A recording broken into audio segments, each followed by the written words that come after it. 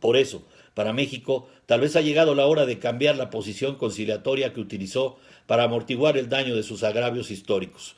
¿Cuáles han sido esos agravios? El primer agravio fue, por supuesto, la invasión de Estados Unidos de 1846 y 1847. En ella, México perdió más de la mitad de su territorio. Fue tan traumática que es el tema de nuestro himno nacional. James Polk, el presidente estadounidense que la provocó, era un próspero terrateniente cuyo cordero sacrificial fue México. Tenía una idea ridícula de los mexicanos a quienes creía racialmente inferiores. Había que provocar la guerra para acrecentar la supremacía blanca. Fíjense, estamos hablando de 1846.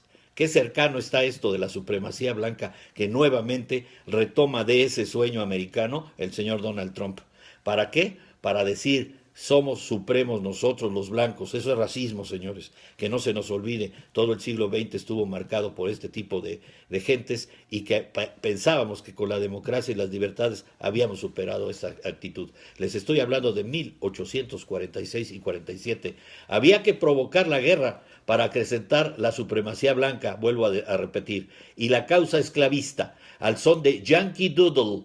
La guerra contra México desató una euforia nacionalista sin precedentes en Estados Unidos. De los cerca de 75,000 estadounidenses que participaron, murieron 13,768, una proporción mayor de la que cayó en Vietnam. El número de muertos mexicanos nunca se ha precisado, pero fue mucho mayor en términos absolutos y relativos. La referencia a Vietnam no es gratuita. Según testimonios periodísticos y epistolares de la época, en Estados Unidos las tropas estadounidenses cometieron numerosas masacres y atrocidades. Winfield Scott bombardeó Veracruz con un saldo de 600 civiles muertos, entre ellos un gran número de mujeres, ancianos y niños. Los estadounidenses que se habían hecho una idea napoleónica del enemigo se toparon con tropas valientes, pero improvisadas, descalzas y mal armadas. No creo que haya habido una guerra más perversa que la que emprendió Estados Unidos contra México, escribió Ulysses Grant en sus memorias. Y sin embargo, México asimiló la derrota, apoyó a la Unión en la guerra de secesión y desde 1876 abrió las puertas a la invasión estadounidense en ferrocarriles, minas, deuda pública, explotaciones agrícolas, ganaderas y forestales, servicios públicos, industria, bancos y petróleo. En 1910, la inversión de Estados Unidos en México era mayor que la de todos los otros países en su conjunto. El segundo agravio ocurrió en febrero. Acuérdense que les estoy hablando de los agravios de los cuales hemos sido víctimas de los norteamericanos. Ahorita estamos sufriendo el de Trump. Mi querida Rabiela, me da gusto saludarte. Qué bueno que ya dejaste a Aristegui, ¿eh? Luego te cuento el programa de Aristegui, de dónde viene. Tengo la historia, te la cuento luego.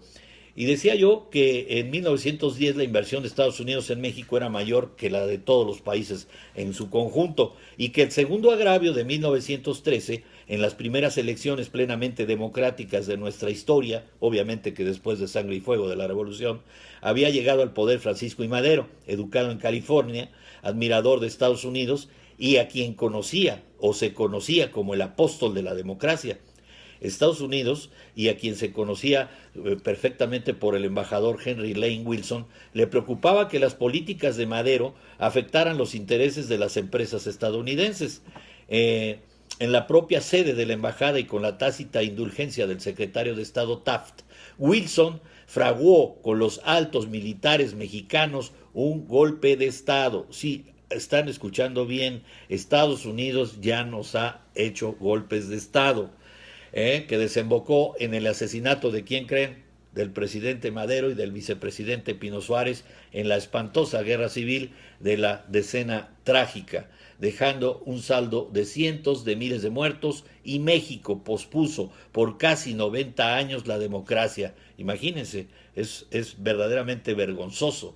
Y sin embargo, en 1917, cuando en el telegrama Zimmermann, Alemania le propuso a México una alianza contra los Estados Unidos con la promesa de devolverle los territorios perdidos en 1847, producto de la primera intervención estadounidense, se llevaron más de la mitad de nuestro territorio, el presidente Venustiano Carranza se negó a hacer una alianza contra ellos. Imagínense, obviamente pues da pie a un nuevo agravio, este agravio de 1914. Los marines ocuparon Veracruz precisamente por ahí en 1916. También por allá en el norte, en el pueblo de Columbus, Pancho Villa pues atacaba sistemáticamente, decían los norteamericanos, pero eran muchas de ellas noticias falsas, publicadas por la prensa de Hearst y apoyadas por las empresas petroleras. Buscaban desatar una nueva guerra y estuvieron a punto de lograrlo en 1927, cuando el presidente Coolidge creyó que su vecino del sur se volvería Soviet México. La presión del Congreso la evitó, pero tras la nacionalización petrolera de 1978, disculpen ustedes, pero traigo verdaderamente molesta la nariz, no puedo respirar mucho, entonces si oyen tonos que no están acostumbrados les ofrezco una gran disculpa. Sin embargo, el país nunca rompió con Estados Unidos después de 1938, por el contrario, honró sus deudas y compromisos, acogió e inspiró a sus escritores y artistas, promovió la inversión estadounidense, cooperó con Roosevelt en su Good Neighbor Policy, le declaró la guerra al eje. Imagínense, nos involucramos en la guerra en 1942 y se mandó al heroico Escuadrón Aéreo 201 a la guerra del Pacífico. Hemos sido buenos vecinos. En realidad yo creo que el señor Trump no fue a la escuela primaria para saber cuál era la relación que tuvimos durante tantos años con los norteamericanos. Ahora quiere América para los anglosajones, no para México. Y decía yo que en 1947 se abrió una etapa de cooperación que el reportero de The New York Times, Alan Riding, bautizó como la era de los vecinos distantes. Esta etapa culminó en 1994, nos vamos 50 años más tarde, cuando nos volvimos cercanos, socios y hasta amigos. Juntos logramos que nuestro comercio bilateral creciera 556%. Anita 85, te saludo con mucho gusto. Rabiela, sigues por ahí, qué gusto. Muchas gracias por tus buenos deseos. Hoy es miércoles, acuérdate que estamos en cápsulas y en gotas. Y decía que 556% crecieron, obviamente, nuestro comercio bilateral, y esperábamos conseguir que la zona de Norteamérica se fortaleciera aún más. Por desgracia, la llegada de Trump ha cambiado todas las reglas. Con respecto a México, 2016 fue el preludio de una nueva confrontación entre los dos países. No es militar como se veía en aquellos casos en la antigüedad o en la historia que nos han platicado. Ahora es una guerra política, es una guerra económica que busca dejar sometido al mexicano a los designios de este monstruo llamado Trump, este enfermo llamado Trump, este megalómano llamado Trump. Decía que entonces, por eso México necesita cambiar, y aquí dense cuenta de lo que nos dice el historiador. Todos estamos a la expectativa y un poco temerosos por los malos tiempos que vienen. Efectivamente, sin embargo, ante esa temerosidad o la temeridad de Trump, tenemos que estar unidos, tenemos que estar aliados con ideas, con un proyecto nacional, con un proyecto México 2018 que les invito y les comparto desde mi página.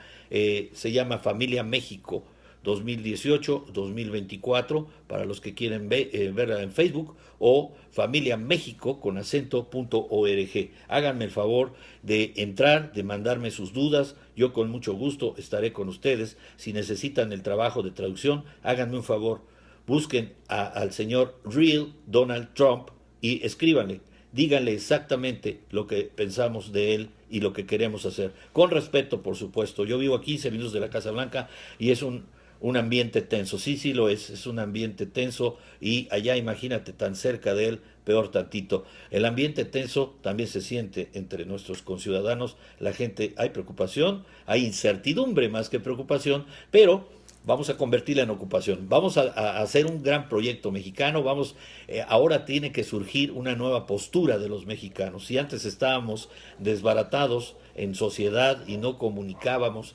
lo que deberíamos, ni al presidente lo vemos como una figura importante, ni a ninguno de sus secretarios, porque los vemos como un grupo de ratas, perdónenme la expresión. Pues sí, yo digo que ahora tenemos que tener la unidad, y que solamente es el medio del presidente y sus secretarios, el medio jurídico o el medio legal que tenemos para combatir o para proponer un combate. Pero si nos sientan a la mesa de negociaciones, yo creo que es David contra Goliat. Esperemos que las cosas cambien para mejor y vamos a ocuparnos en Proyecto México 2018. Y ya con esta me voy a despedir, por eso México necesita cambiar la fórmula de apaciguamiento empleada hasta ahora. El Congreso mexicano debe darle al mundo un ejemplo de dignidad, exigiendo al próximo presidente de Estados Unidos ¿qué vamos a exigirle? Que ofrezca una disculpa pública por haber dicho que los mexicanos somos violadores y criminales. Disculpen ustedes. Esta declaración sería la mejor señal de que las negociaciones, por duras que sean, se realizarán en un marco de respeto mutuo y buena fe. Otro punto no negociable es el muro.